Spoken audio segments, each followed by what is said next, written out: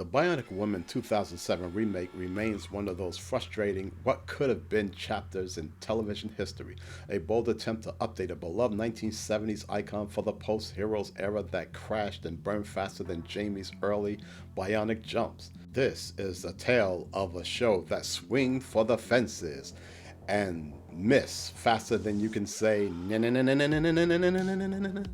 Welcome back to Pulp Vision, where we resurrect forgotten TV relics. Today we're diving deep into NBC's 2007 Bionic Woman, the reimagining that promised to make Jaime Sommers relevant for the 21st century but ended up as one of the quickest flameouts of the late aughts network era. 8 episodes, a Writers Guild strike, ratings that slid like a bad bionic landing, and yet there's still something compelling buried under the wreckage. Let's get into the premise, the tone shift, the behind-the-scenes chaos, the critical and audience fallout, and why it still lingers as a cult curiosity nearly 20 years later. First context, the original Bionic Woman from 1976 to 1978 was a spin-off from the $6 Million Man starring Lindsay Wagner as Jaime Sommers, a warm, relatable tennis pro who gets bionics after a skydiving accident. It was campy, optimistic, family-friendly television with slow-motion runs, heart, and a gentle sci-fi vibe. Well, fast forward to 2006, NBC riding high on Heroes wants another genre hit. They tapped David Eek, did I pronounce that right, who was the co-producer of the Battlestar Galactica remake, to reimagine it. His pitch: ditch the camp, go darker, make it serialized, paranoid, and corporate conspiracy heavy. It's a complete reconceptualization. Eek said at the time, translation, we're keeping the name and the bionics, but everything else gets a gritty reboot. Enter Michelle Ryan as the new Jaime Sommers. Note the spelling, no extra E, because 2007 was all about edgy minimalism. She's a 20-something college dropout bartending in Seattle when a car crash kills her fiancé and leaves her near death. Her boyfriend, who's secretly a Burkhardt Group scientist, saves her with experimental nanotech implants, bionic legs for speed and strength, an arm for power, enhanced hearing, and, new addition, a bionic eye with zoom and recording capabilities. Oh, and let's not forget a neural chip that lets the company monitor her thoughts. Privacy nightmares? Check. Instant conflict? Absolutely. The show positions Jaime as a reluctant operative for Burkhardt, a private biotech firm that's basically Blackwater meets DARPA. Her handler is Jonas Bledsoe, Miguel Ferrer, bringing that perfect gravelly authority from Crossing Jordan and later NCIS LA. Supporting cast includes her genius teenage sister Becca, a very young Lucy Hale, years before Pretty Little Liars. Second in command, Ruth Treadwell, played by Molly Price, and stealing nearly every scene, an evil prototype bionic woman named Sarah Corvus, played by Katie Sackhoff, in full Starbuck mode. Sackhoff's performance is ferocious, charismatic, and unhinged.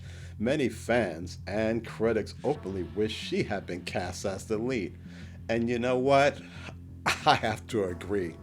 The tone? Think early 2000s sci-fi angst, post 9/11 surveillance fears, identity crisis, corporate overreach. Kinda sounds like an old comic book from the 1970s. Oh wait, Deathlock the Demolisher. Episodes mix standalone missions, stopping terrorists, retrieving tech, and an ongoing arc about Jaime rebelling against Burkhardt's control. Action is slick, Ryan did many of her own stunts, and fight choreography feels influenced by Alias and Matrix-style wirework. No more goofy slow-motion zooms, instead quick cuts, shaky cam, and practical effects blended with CGI. But here's the thing. This series wanted desperately to be Battlestar Galactica, yet it still has to nod to the original's legacy. The result? A tonal tug-of-war. 1 minute Jaime's grappling with existential crisis over her lost humanity, the next she's punching through walls like it's 1976. The serialization assumes viewers would stick around for the mythology, but network audiences in 2007 wanted more immediate hooks, and the pilot, strong. 13.9 million viewers topping the night. Then the drop-off begins. Episode 2, 10.9 million. By episode 3, down to 8 minus 9 million. The final aired episode, 8 of 8, limped in at 5.9 million, or let's round it off to 6 million, pun intended. In the key 18 to 49 demo, it cratered from around 5.7 rating premiere to lows in the 2s. Critics were split. Some praised the pilot, but wish later episodes matched it and suggest Sackoff should have been the star once again. Then the 2007 to 2008 Writers Guild strike hit in November 2007. Production halted mid-season. Actors went on half-pay suspension. When the strike ended in February 2008, NBC looked at the numbers, no recovery in sight, and quietly killed it. Co-executive producer Eek confirmed the cancellation in March 2008. No backdoor pilot, no movie wrap-up, just gone. The cliffhanger, Jaime discovering more about Burkhart's secrets and gearing up to fight back. Forever unresolved, as with most television shows during that era. Michelle Ryan, fresh off Bionic Woman, adjacent roles in UK TV like Doctor Who's School Reunion, threw herself into the physical demands. Interviews from the era show her enthusiastic but aware of the pressure. Replacing an icon is tough. The show had a decent budget for effects and stunts, but the strike cut short any chance to refine the mythology of course correct. So, nearly 2 decades on, as of 2026, no major reboot has followed. Kenneth Johnson, the original creator, has distanced himself, calling the 2007 version one of the terrible reimaginations that botched his work. And then there are those fan trailers with Charlize Theron, but nothing's materialized, of course.